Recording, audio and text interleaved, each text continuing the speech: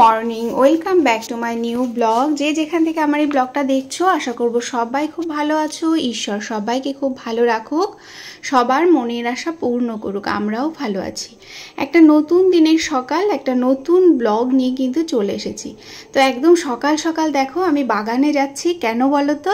আজকে যাচ্ছি বাগানে নিম পাতা আনতে। আজকে তোমাদের সাথে আমি শেয়ার করব চুল পড়া এবং খুশকি, এই দুটোর সমস্যার সমাধান হবে সহজ এই ঘরোয়া পদ্ধতির তেলটার মাধ্যমে। বাচ্চা থেকে বড় সবাই আমরা ইউজ করতে পারবো, ছেলেরাও ইউজ করতে পারবে। সবার চুলের জন্য কিন্তু একটা ধন্বন্তরী মানে ঘরোয়া জিনিস। তার জন্য নিম পাতার দরকার। নিম পাতা তুলে নিয়ে চলে এসেছি। এবার হচ্ছে কারি পাতা তুলবো, কারি পাতার দরকার, সেই জন্য কারি পাতা তুলতেও চলে এসেছি। তো আমি 100% গ্যারান্টি দেব, তোমাদের যাদের চুল পড়ে যাচ্ছে, যাদের মাথায় প্রচুর ড্যান্ড্রফ, স্ক্যাল্পে ইচিং হচ্ছে, তাদের কিন্তু এই সমস্যার হাত থেকে তোমরা মুক্তি পেয়ে যাবে। তো সেই জন্যেই এগুলো তুলে নিয়ে এসেছি, নিয়ে এসে রেখে দিলাম। এবার সোনাকে একটু ভাত দিয়ে দিচ্ছি, ও খেয়ে নেবে। আর এই দেখো, তার জন্য লাগবে আমার আমলকি। তো আমলকিগুলোকে একদম ছোট ছোট করে কেটে নিচ্ছি, বীজটা ছাড়িয়ে নিতে হবে। আমলকি কাটা কিন্তু একটু টাফ ব্যাপার। তো যাই হোক, এরকম করে আমলকিগুলোকে আমি খুব ভালো করে কেটে নেব। আমলকিগুলোকে কেটে নিয়ে তারপর আমি হচ্ছে এর মধ্যে কি কি দিচ্ছি দেখতে থাকো। তো এই দেখো, আমলকিগুলো কেটে নিয়েছি। কালো জিরে দিয়ে দিলাম, মেথি দিয়ে দিলাম, কারি পাতা দিয়ে দিলাম, এবার নিম পাতা দিয়ে দিলাম। তারপর সেই কেটে নেওয়া আমলকিগুলো এর মধ্যে আমি একে একে অ্যাড করে দিচ্ছি। এই 5টা ইনগ্রেডিয়েন্টস দিয়েই কিন্তু চুলের মানে চুল পড়া চিরতরে বন্ধ হয়ে যাবে, আর খুশকিও চলে যাবে। এটাকে ডাস্ট করে নিয়েছি। এবার দেখো, নারকেল তেল দিয়ে দিলাম কড়াইয়ের মধ্যে। তেলটা গরম হয়ে গেছে। এবার এই তেলের মধ্যে আমি যে পেস্ট করে রেখেছিলাম, এর মধ্যে কিন্তু কোনো রকম জল দেবে না তোমরা, আমি এমনি যেরকম দিয়েছি সেরকমই হয়েছে। এবার এটাকে খুব ভালো করে ফুটিয়ে নিতে হবে, মানে একদম ভাজা ভাজা হয়ে যাবে। বেশ কিছুক্ষণ সময় ধরে একদম কম আঁচে এটাকে বানিয়ে নিতে হবে। তো এটা রেডি। এবার আমি এটাকে একটা কাপড়ের সাহায্যে ছেঁকে নেব। দেখো, মনে হচ্ছে তেলটা কোথায় যেন ভ্যানিশ হয়ে গেল, কিন্তু না, তেলটা আছে। যখন আমি এই দেখো এর থেকে নিংড়ে নিচ্ছি, কেউ দেখলে বুঝবে এটা নারকেল তেল। দারুণ ধন্বন্তরী কাজ করে এই তেলটা। একবার তোমরা ইউজ করে দেখো। আর শীতের সময় কিন্তু চুলে অনেক রকম সমস্যা হয়, স্ক্যাল্পের সমস্যা, সব কিছু সমস্যার হাত থেকে কিন্তু একদম জাদু বান বলতে পারো এটা। খুব ভালো করে আমি তেলটাকে নিংড়ে নিচ্ছি। তেলের কালারটা দেখে মনে হচ্ছে না যেটা সর্ষের তেল। তারপরে এই দেখো, মা মেয়েতে আমরা তেল মাখতে বসে গেছি। তো এই তেলটা যদি ইউজ করতে পারো, আর এটা মাথায় দিয়ে মিনিমাম 1 ঘন্টা রাখবে, বেশি রাখতে চাইলে রাখতে পারো, তারপর শ্যাম্পু করে ফেলবে। তো এই সমস্ত চুলে সোনাকেও মাখিয়ে দিয়েছি, আমিও মেখে নিয়েছি। মেখে নিয়ে তারপরে শ্যাম্পু করব। অবশ্যই কিন্তু এই তেলটা তোমরা একবার ইউজ করে দেখো, ভীষণ কার্যকারী। তারপরে দেখো, চলে এসছি। আজকে প্রচুর কাঁচা ধোয়া রয়েছে, জামা কাপড়গুলো ভিজাতে। জামা কাপড়গুলো ভিজিয়ে রেখে তারপর কাঁচা ধোয়াটাও করতে হবে। দেখো, 2 বালতি কাঁচা ধোয়া করেছি। আমার তো ভীষণ কষ্ট হচ্ছে। মেনলি কাঁচা ধোয়া করলে আমার প্রচণ্ড ঠান্ডা লেগে যায়, এটাই হচ্ছে আমার মেন সমস্যা। তো কিছু করার নেই, সংসারে তো কাজকর্ম করতেই হবে সেই রকম। তো এই যে বেশ রোদ্দুরটাও ভালো ঝলমল করছে। জামা কাপড়গুলো সব মেলে দিচ্ছি। কিছু কিছু জিনিস সবসময় যে আমরা কেমিক্যালের উপরে নির্ভরশীল হয়ে যাব সেটা কিন্তু না। ঘরের তৈরি জিনিস কিন্তু অনেক বেশি উপকৃত হওয়া যায় যদি সেটা পারফেক্টভাবে করা যায়। ছোটোবেলা থেকেই আমি ঘরোয়া জিনিস মাখতে খুব বেশি পছন্দ করি, সেটা হেয়ার হোক বা স্কিন। খেতেও তাই, ঘরোয়া জিনিসও খেতে আমি খুব পছন্দ করি, সে কষ্ট হোক আর যাই হোক। তো সেই জন্যে আমি স্কিন, হেয়ার সব কিছু ঘরের জিনিস ইউজ করি। আমার মেয়েকেও সেই রকম করাই। যখন খুব ব্যস্ত থাকি তবুও কেমিক্যাল জিনিস তেমন একটা আমি ইউজ করি না। তো যাই হোক, এই তেলটা তোমরা একবার ইউজ করে দেখো, ভীষণ উপকৃত হবে। কিছু কিছু জিনিস একটু কষ্ট হলেও কিন্তু করে নিতে হয়, তাহলে 100% আমরা ফল পেতে পারি।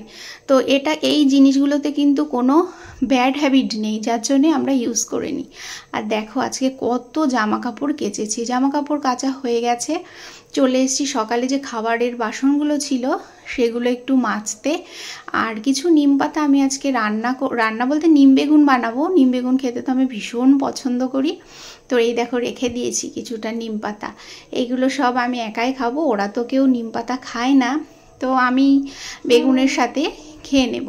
তার মধ্যে বাসনগুলো ভালো করে একটু মেজে নিচ্ছি, কারণ অল্প অল্প বাসন হলে বাসনগুলো মেজে নিলে ভালো হয়। আর এখন যেহেতু বেলা প্রচণ্ড ছোট হয়ে গেছে, সেই জন্যেই তাড়াতাড়ি হাতের কাজ যত তাড়াতাড়ি করে নেওয়া যায় ততই ভালো। যত বিকাল গড়িয়ে যাবে ততই সমস্যার, একটু ঠান্ডা ঠান্ডা পড়তে শুরু করেছে, তো একটা শীত শীত ভাবও চলে আসে। সেই জন্য এখন চেষ্টা করছি যখনকার কাজ তখনই করে নেওয়ার। আর জামা কাপড়ও তাই, একবারে বেশি জামা কাপড় জমাচ্ছি না, অল্প অল্প হলেই কেচে ফেলছি। তার মধ্যে দিয়ে যেহেতু 3 জনের ব্যবহৃত জামা কাপড় সব আলাদা আলাদা ব্যবহার করি, ওই জন্য একটু বেশি হয়। তো সেগুলো সব গুছিয়ে নিয়ে এখন ঘরটাকে ভালো করে মুছে নিচ্ছি। ঘরটা মুছে নিয়ে তারপরে আমি রান্নাবান্নাগুলো করব। তো একদমে মনে হয় সকালবেলা উঠে আমি আজকে একটুও বসতে পারিনি। এমন একটা দিন হয় না, একটু বসার সময় পাওয়া যায় না। আমার আজকে সেই রকম একটা ভীষণ বিজি ডে বলতে পারো, একটু বসার সময় পেলাম না। তারপর ঘরটা মুছে চলে এসেছি কিচেনে। ভেবেছিলাম স্নানটা করে নেব, তো নীলাঞ্জনা স্নান করতে ঢুকেছে, ওর আবার অনেকটা সময় লাগবে, ও শ্যাম্পু করবে। তো ভাবলাম টাইমটা ওয়েস্ট না করে রান্না শুরু করে দিই। তো এই যে আজকে যেহেতু নিরামিষ, তো সেই জন্যে মুগের ডাল বসিয়ে দিয়েছি। এপাশে বরবটি আলুর তরকারি হবে টমেটো দিয়ে, ধনেপাতা টাতা দিয়ে। তো সেই জন্যে বরবটিগুলোকে কেটে নিচ্ছি আর বেগুন ভাজা করব। তো সবজিগুলো কেটে নিই, ডালটা সেদ্ধ হতে হতে, আর ওপাশে তো ভাত বসিয়ে দিয়েছি। তো এইভাবেই কাজগুলো কিন্তু একের পর এক গুছিয়ে করে নিতে হয়। একটা হবে তার মধ্যে যে বসে থাকবো সেটা আমি কখনোই করি না। দুটো ওভেনে বসিয়ে দিই আর একবারে সমস্ত কিছু কেটে গুছিয়ে নিই। একটা হতে হতে আর একটা গুছিয়ে নিই, আর একটা হতে হতে আর একটা গুছিয়ে নিই। এইভাবে আমি সব কাজগুলো করে নিই। সেই জন্যে মনে হয় আমার কষ্টটা এত বেশি হয়, কারণ একদমই সব কাজগুলো করি। বেগুনটা খুব সুন্দর ছিল, আর নিম বেগুন খেতে আমার আর বলবার কিছু নেই, আমার ভীষণ পছন্দ হয়। নিম বেগুন আমি খুব পছন্দ করি খেতে, তো সেই জন্যে মাঝে মধ্যে বানিয়ে নিই।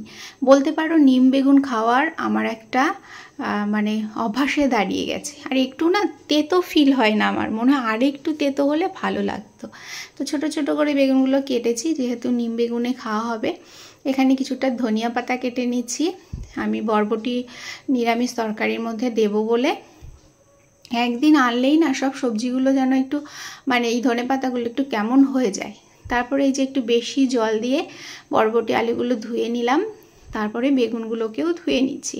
আর এই দেখো কতগুলো নিম পাতায়, সব কিন্তু আমি একাই খাবো।